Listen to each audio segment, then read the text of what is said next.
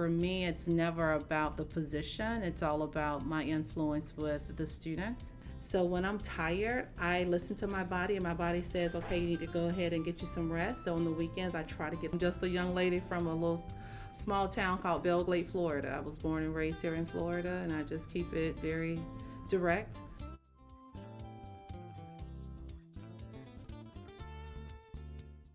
In today's interview, you will meet with Miss Washington.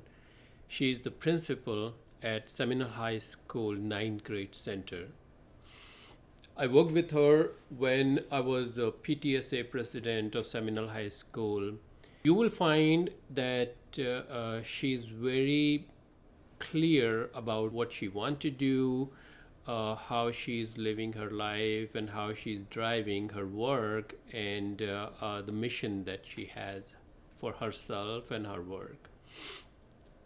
So Miss Washington, today we will start asking what you wanted to become when you was in high school. When I was in high school, I wanted to become a teacher, believe it or not. Okay. What was your first job?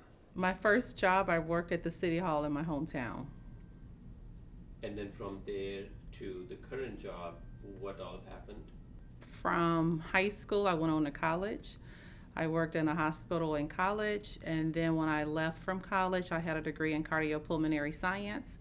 So basically that was respiratory therapy, and then I had dual certs. So therefore I did the medical field until I had some health exposure situations were life and death, and then I switched over into teaching. And from teaching, I went right up the ranks from a classroom teacher to a dean of students to an assistant principal, director, and now a principal. And I know from an assistant principal to a principal is a big jump. You go through interviews, you go through recommendation. There is a longer journey there. So how did that work out for you? It was a long process. I don't think that everyone is cut out from high school, of course, because you're still not mature. The brain hasn't fully developed, as we all know, in high school. And I would say it was definitely a huge transformation from an assistant principal to a principal. And I even think even still, you're not fully ready for all of the challenges that come along as a principal of any school. And at what point you knew that you want to become a principal? I never knew that I wanted to become a principal. It's amazing how that kind of transformed. I just think sometimes your village and the company you keep can see sometimes qualities within yourself that you don't see. And so for me, it's never about the position. It's all about my influence with the students. And that's always been my ammunition, shall we say, my why in life is helping the students. I have way more joy helping students. Just because students are still in a position where you can actually mold them and help transform them so that they can understand the actions that they're involved in today, how that could have an effect long term. You spoke about helping kids, and seems like that's one of the aspirations that is driving you in this job and your career. Tell me more about it. And I will add, different kids have different aspiration, they have different needs. So what helping kid means to you? I feel that I deal with a lot of parents who want to live their lives through their children. And that, in my opinion, is not fair to the child. I believe very firmly that children should figure out their why on their own accord. And sometimes their why is not the expectation of what the parent wants for the child.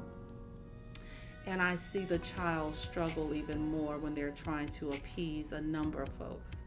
And what I get here at the 9th grade campus is students who have worked really hard to keep a smile on their face, but yet deep down they're hurting. So my focus is really trying to get into the child's psyche and understanding to service the whole child, the total child. Letting the child know it's okay if you fail. It's okay if you have a bad day. It's okay if you don't want to wear, the popular clothes. I mean, there's so many decisions that children have to make in this day and age, from who their friends are going to be. Are they going to be liked? Are they going to be perceived the right way by their peers, who is still trying to figure it out themselves? Should they do the right thing? Should they do the wrong thing? Should they go to class late? Should they be a disruption in the classroom? Should they just sit in the class and just work quietly and pretend that they know what's happening? They don't really know what's happening. So I love the fact that children are always going to be honest with you, and they will tell you the truth if you listen. So I love that, and I love to take kids from where they are and to help them with continuing making good decisions, because I feel like a lot of times students confide in me and they tell me a lot of things that they don't tell their family members because they're afraid of disappointment. And I do feel that disappointment and failures is all a part of life and growing and developing. And I think it's the sooner we become as just a nation to accept students' failures and students' strengths, we could just be a more accepting society, because not everyone's going to get it right the first go round. So I'm a very realistic person, and I feel that is critical in a child's development and a child's life decision, because the quicker they can be comfortable with themselves, the quicker a child is able to, quite honestly, make decisions for him or herself, or whatever the child identifies. You also suggested kids to find who they are, understanding what they want versus what other people expecting from them. And I know that's a complicated process. I'm still trying to find who I am and what I want from my life. So what's your suggestion to kids, how they can find who they are and how they can identify what they want to do, what they want to become? Listening to that inner voice. We all have an inner voice. I'm a firm believer. You have that inner voice that tells you a lot of times when you're going through life itself, that will say to you, don't do that, or you should try that. Mm-hmm. And I do feel like that is our own individual monitor and pulse. And it's a good voice to have, because a lot of times that voice can help you meet a new friend, try a new experience you never considered before, and just to get the exposure. Because I have a lot of students who are very shy, they're very timid, and they don't know how to make friends.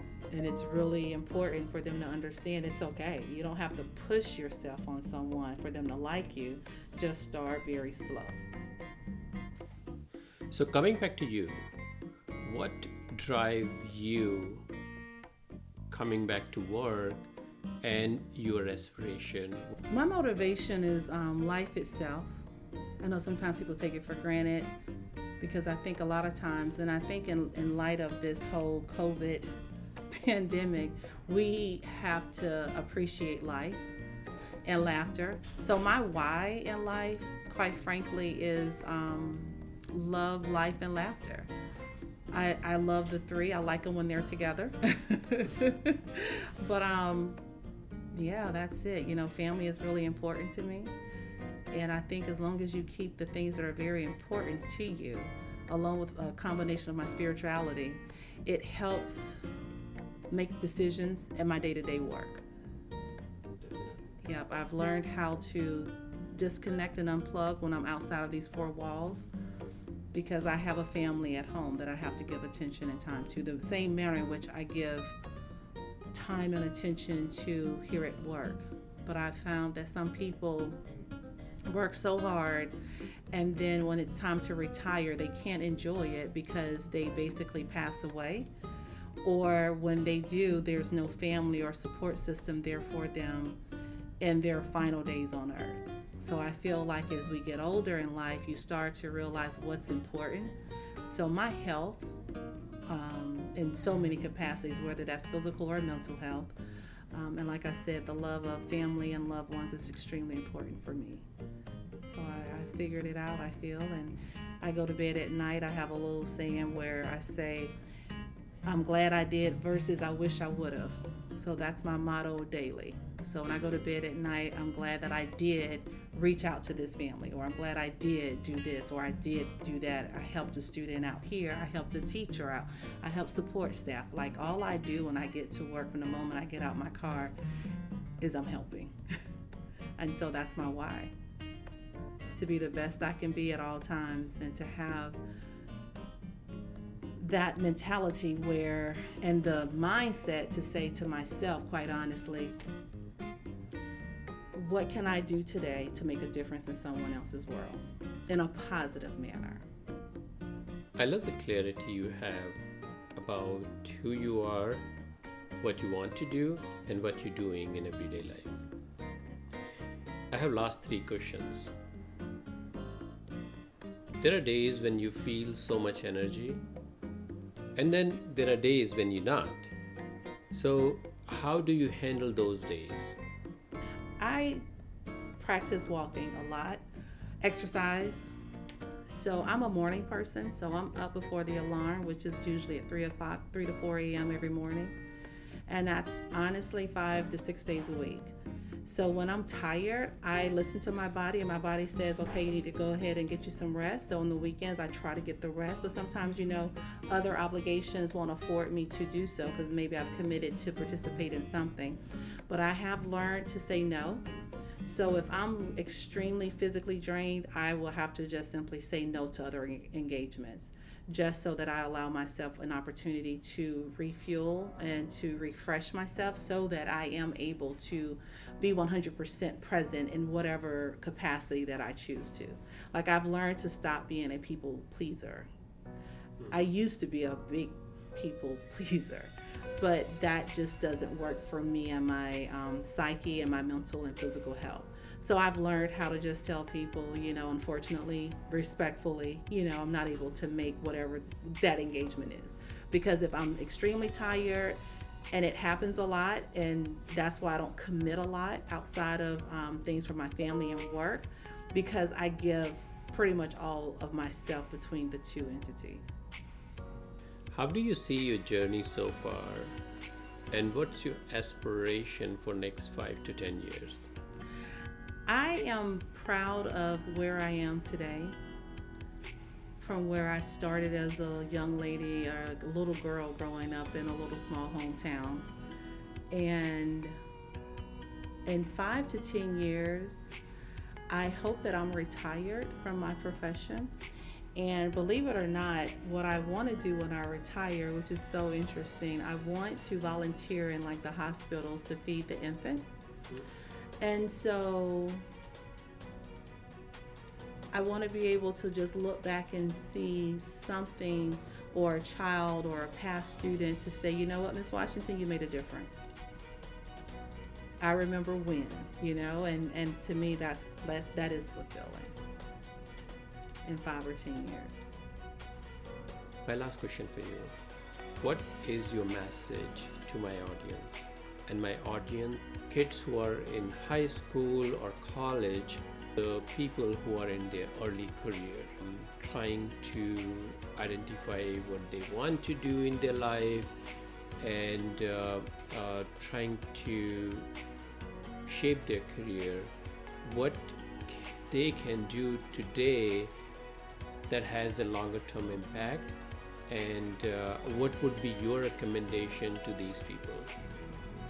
Continue to do good in everything that you do, from the first person you meet every morning. Don't take for granted, your loved ones, because tomorrow really isn't promised to anybody. And trust yourself. You only have one life to live. So my belief is, live your best life as if it is your last day on earth, and make a difference. Thank you so much You're for your welcome. time today. You're so welcome. Thanks for having me.